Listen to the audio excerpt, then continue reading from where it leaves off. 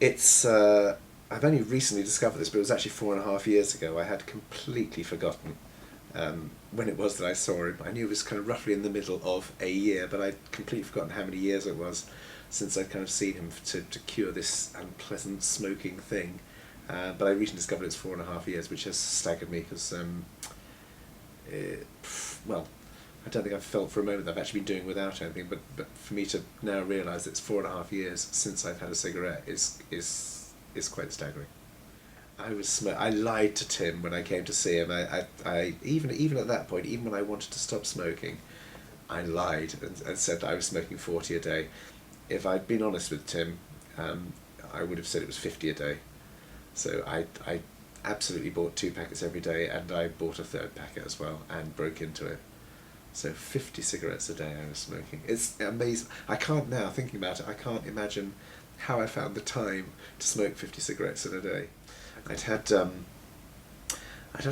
many attempts to stop smoking. I'd used, I think, all the available ways of doing it, including patches. There was something else, and also I went to the Alan Carr Easy Way to Stop Smoking clinic 3 times. I read his book, and I went to his to the clinic, and that didn't work. I went three. I went 3 times. The first time it lasted, I think, about a month. The second 2 times I went back 2 weeks, and probably the final time I think it lasted until I got outside to my car. So yeah, I've tried a number of ways, and this is the only way that works, and this is the only way that I would recommend anybody did it. I don't remember too much about what happened. We had a good chat before about from memory. It's a long time ago, but I think about my motivations for not wanting to smoke. There were really obvious ones, which were to do with health, and I suppose money, the ludicrous expense of cigarettes. But none of those things. I think he was right. I seem to remember him saying those aren't good enough reasons for you to stop, or for you to feel that you can stop. I need to give you something else. I need to give you another reason. Now, I'm not entirely sure what it was that he gave me, but I still. One thing that amazes me, 4.5 years later, every morning when I arrive at the station on my way into work, I commute into work every day, and every morning, just before I go into the station, it occurs to me that I'm not smoking, and a little expression comes into my head, which is just, this is the way it's meant to be, which is, to me, it's kind of the best gift I've ever been given, I think, is this understanding and this awareness of the fact that not smoking is the right way for me to be. This is the easiest thing I've ever done in my life.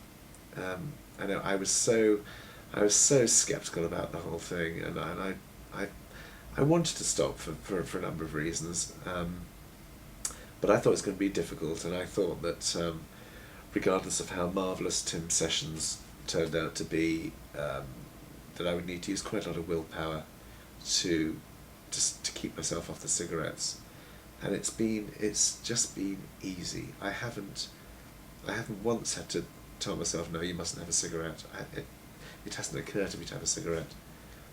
I don't feel I've been brainwashed in any way at all. It's just that smoking is not something that I do. I just don't smoke. I don't want to smoke. I'm deeply regretful that I've ever smoked at all, because if I'd known how easy it could have been to stop, I would have done it many, many, many years before 4.5 years ago. One thing that does occur to me about smoking is I think I probably used to think it made me look quite sexy.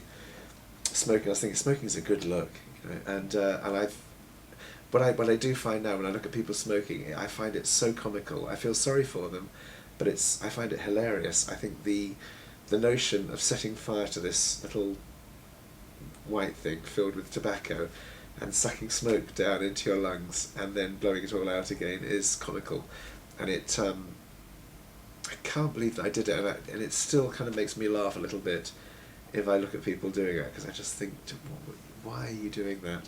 And and at the same time, I feel deeply sorry for them. I wish everybody could feel the sense of release that I felt, which has come on. To be honest, I'm trying to think if there was one kind of big, explosive moment when I realised I'm not a smoker. And I don't think there was. I think I just came out of the session and things were different, and it wasn't a big explosion. It wasn't a big realization. There was nothing like that. It was just, this is the way it's meant to be.